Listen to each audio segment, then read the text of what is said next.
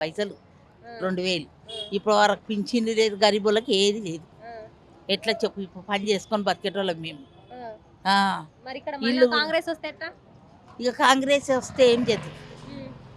ఏం ఎవరికి ఎత్తావు ఓటు ఒకవేళ కాంగ్రెస్ మళ్ళా వస్తే? నేను ఎవరికే నేను ఆ, కేసీఆర్కి.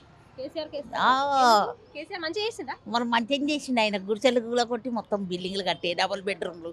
ఉమ్, ఆయన మంచిగా చేయలేడా? ఉమ్, మళ్ళా ఉమ్, ఇప్పుడు ఇవి కూడా డబుల్ బెడ్రూమ్లు ఉన్నోళ్ళకే ఇస్తుండు, ఆ.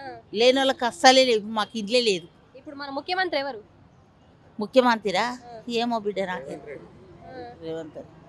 ఉన్నోళ్ళకే ఇస్తున్నారు. ఉమ్, ఆ, మరి ఒక్క ఇంట్లో ఎంతమంది ఉన్నారు? కొడుకు ఉండాలి, మేము ఉండాలి. ఉమ్, 4 పిల్లలు, తల్లి చచ్చిపోయింది, ఉమ్, నా పెద్ద కొడుకు చచ్చిపోయిండు, ఉమ్, నా 2 కోడళ్ళు చచ్చిపోయారు. ఆ ఒక్క ఇంట్లోనే ఉన్నాం. ఆ. ఎవరు చేస్తలేరు, ఎవరు పట్టించుకుంటలేరు. మరి ఈసారి ఓటు ఎవరికి వేస్తావు మరి? ఎవరికయ్యా నేను, ఆ, ఎవరికయ్యా వేసి ముసలమైనాం. ఆ. ఎవరికయ్యా నేను ఇల్లుకు దరఖాస్తు పెట్టుకున్నావా? పెట్టినా కానీ రాలే. ఎన్ని సంవత్సరాలే పెట్టి. ఆ, ఇందిరాగాంధీ ఉన్నప్పుడు అంతకు మొదలు పెట్టినా. ఆ, వస్తే పెండింగ్లు వేసేసి కథం. ఆ. వాళ్ళు ఇప్పుడు లేవు లేవు లేవు అంటున్నారు. ఏ భయమ్మా ఏంటి?